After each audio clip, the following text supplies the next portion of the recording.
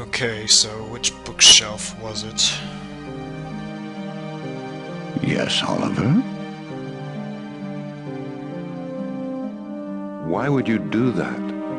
You are being unusually obtuse, Oliver. You should know the answer to that by now.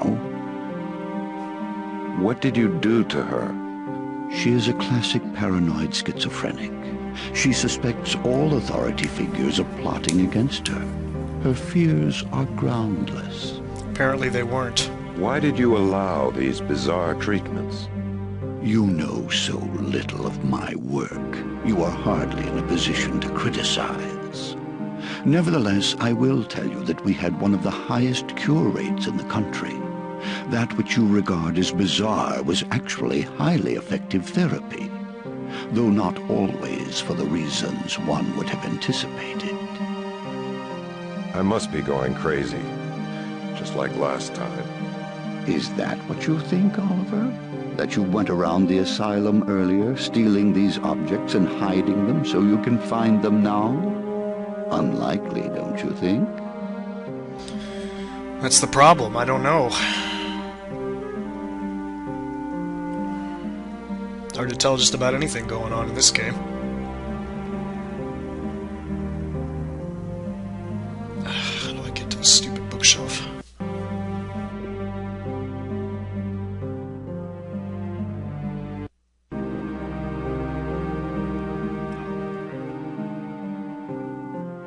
On the Uses of the Parts of the Body of Man by Galen of Pergamum.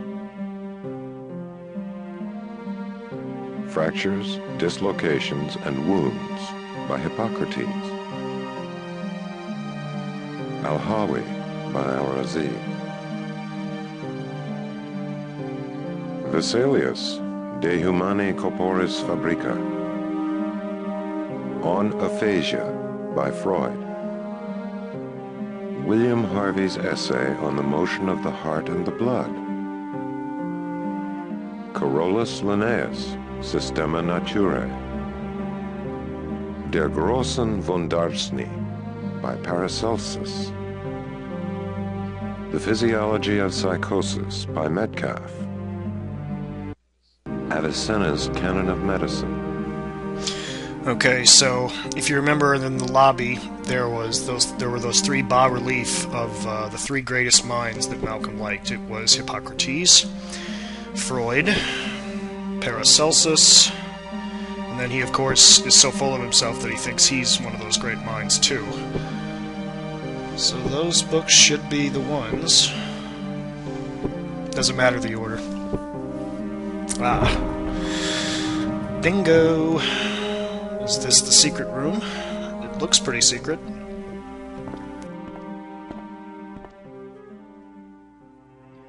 You said it would be soon, Dad. It's been a long time. I'm sorry, Josh. I know it's hard. I'm doing the best I can. So, Oliver, you are making progress. Why don't you stop? Can't you see what is happening? Don't you know that you are more alive than you've been in years? The fear has made you strong. Why don't you just tell me where the secret room is? Why do you fight me, Oliver? Don't you see how fear and pain have helped you solve these problems? With every step, you are coming closer to me. If you fail, you will die. But you should at least be satisfied that I will train your son in your place. I will never give in. I see that the time you have spent here has not had the desired effect. Very well. Against my better judgment, I will help discipline you. There. I have removed the elevator handle to focus you more closely on the task at hand. Remember, Oliver, you have only until dawn. So now we can't go up or downstairs. We're stuck in this area. But in a way, that's okay, because that kind of focuses, like he was saying. That's one of Edison's earliest attempts. It must be worth a fortune by now. Now, mustn't be greedy. I bought it in Brazil at the same time as the box you found in the safe.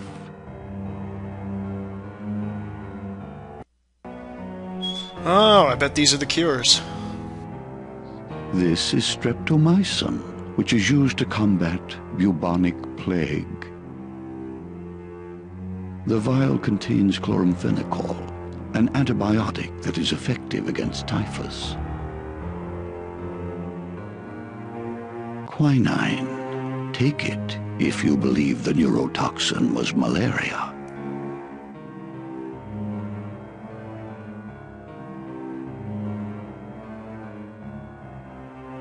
That is antivenin. If you think the toxin was snake venom, then this is the vial you should choose.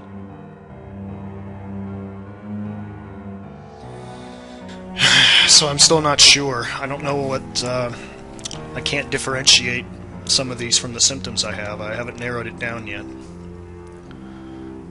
If I take the wrong one, I'm screwed. It seems you almost lost your balance there for a second, Oliver. Feeling a little dizzy? Nauseous too, huh? Your symptoms should make it obvious by now which biotoxin has poisoned you. Shivering, headaches, muscle pain, nausea. If you do not administer the antidote quickly, you will die very soon. Okay, so that's the final one. So let's be certain. Quinine. Take it if you believe the neurotoxin was malaria. This is streptomycin, which is used to combat bubonic plague.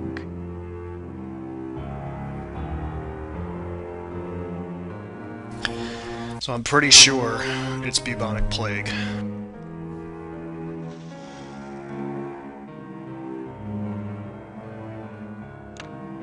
Are you sure about your choice, Oliver? Or are you still in doubt? It doesn't matter, I suppose. You'll learn the results quickly enough. Let's hope I made the right choice.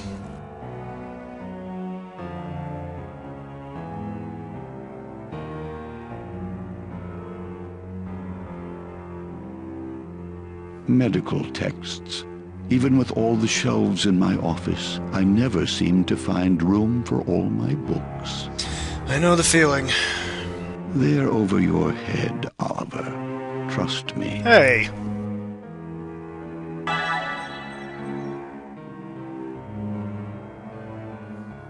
M.M. Malcolm Metcalf. Case summary. Subject Abe W. The subject was involuntarily admitted to the hospital suffering from confusion of sexual identity. The patient, a male, habitually dressed in female clothing, affected a feminine appearance and cherished certain possessions most commonly associated with women or young girls. It was determined that the subject would make an excellent test case for the application of Dr. Cotton's focal infection theory. The treatment plan called for the patient's feminine accoutrement to be denied him, and after each test event he was to be interviewed to determine if his sexual confusion had been... The initial test event was the extraction of the patient's teeth. Upon post-surgical examination, it was observed they exhibited definite indications of incipient decay. There was, however, no subsequent abatement observed in the patient's sexual confusion. Well, duh. It was theorized that a cluster of test surgeries would be more efficacious than a prolonged sequence of operations, and consequently the next test event involved the excision of the tonsils, appendix, thyroid, and portions of the upper intestine. God. Subject was unfortunately unavailable for interview for several days following the test, but upon subsequent examination he again expressed the desire that his feminine possessions be returned to him. This was regarded as a major setback and a possible indication that the focal infection theory was incorrect.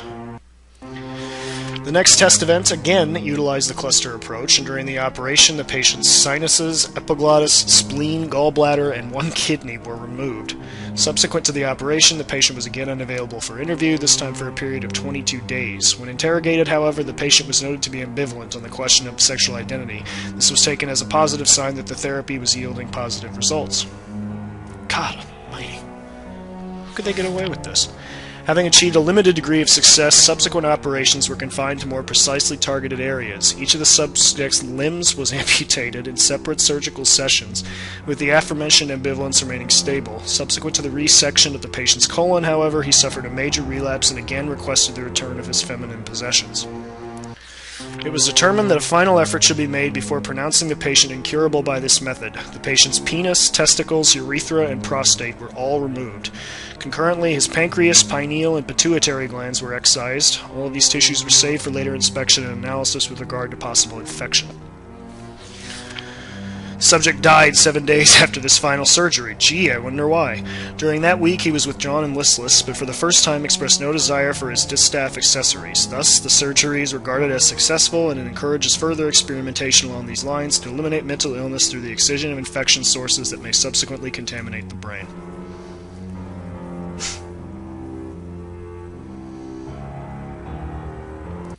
Yes, the patient died, but hey, we cured him! Solid metal. If the entire hospital burned down, that door would still be standing. It's locked.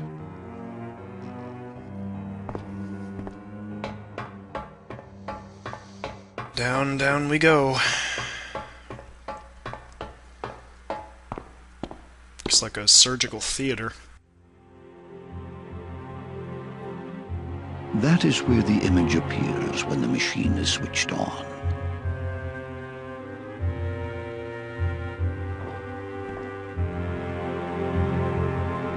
My diploma from the Sorbonne. You've stopped shivering, Oliver. Perhaps now is a good time to tell you that choosing streptomycin to get rid of your bubonic plague was a smart move. Yay! That's good. I'm pretty sure that says Blackstone School of Evil Medicine. That's not the Sorbonne. I remember the first time I used one of these to look inside the human body. It was like a miracle.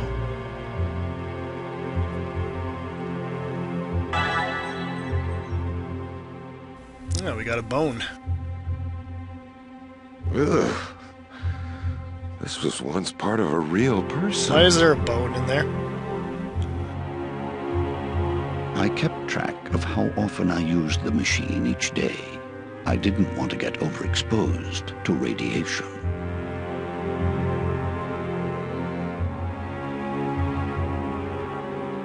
I performed some of my most brilliant surgery on that table. A little messy. It is my own invention, the first artificial respirator, years ahead of its time. It's empty. Take my word for it. If it weren't, you would smell it.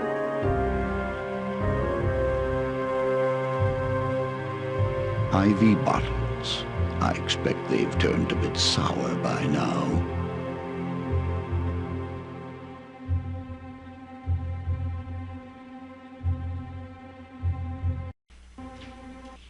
I like that music. Leave it, Oliver. One day, a real surgeon might use this place again.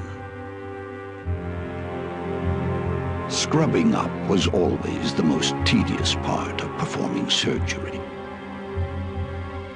Roses and lemons, say the bells of St. Clement's. Or was it oranges?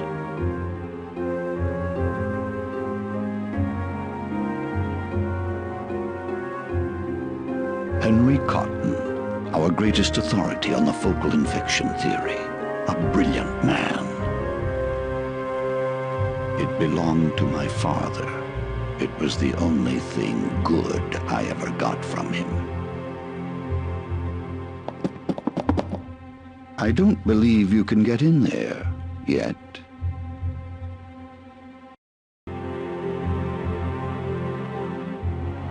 Hello? Dr. Metcalf? Is anyone there? I am scared. Pay no attention to the boy. Oh, don't worry. He can't hear me. Only you. I won't hurt you. Okay, it's been a long time since anyone came to visit me.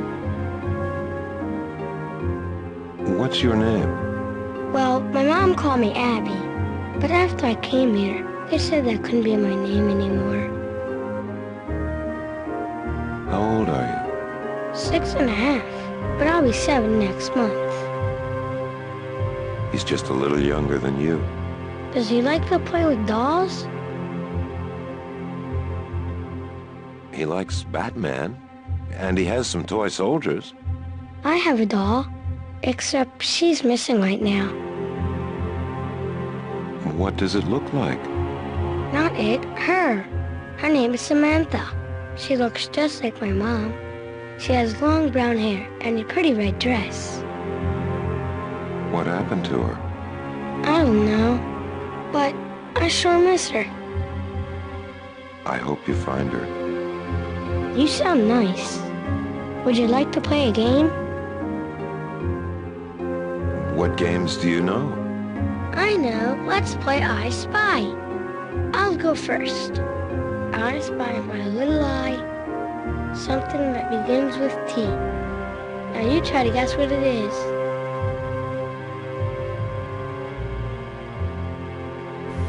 So disturbing, talking to a spirit whose Yay, you got organs it. have all been Okay, chopped up. here's another one.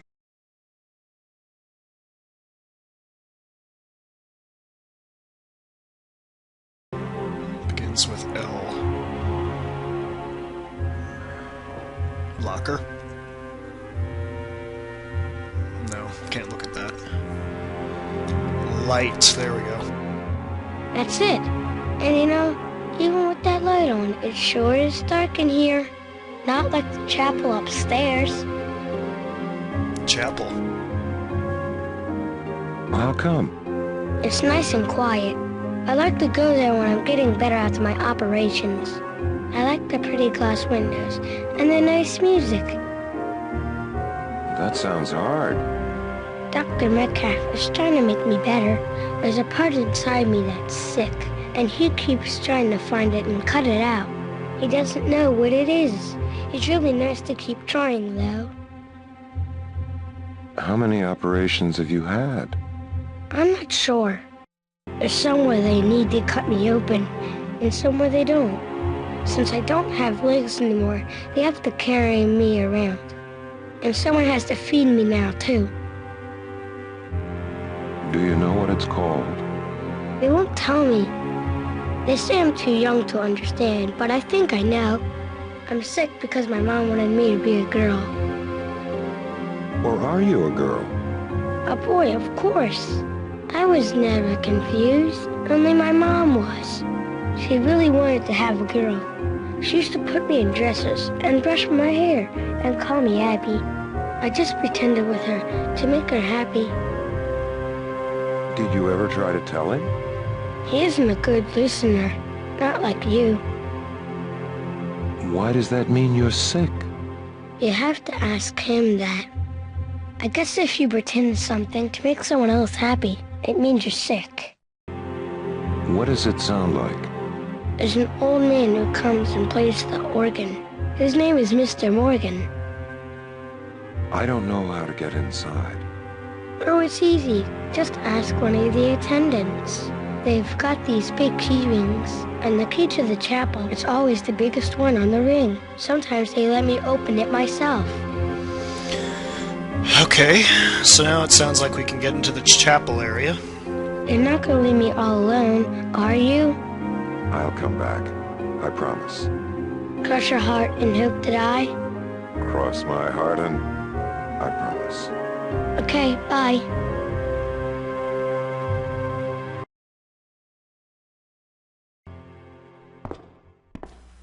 Six and a half years old.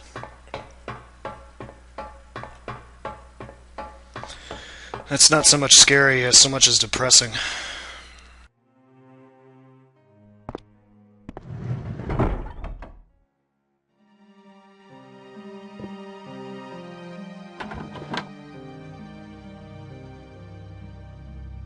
We have nothing to discuss, Oliver. Damn right we don't.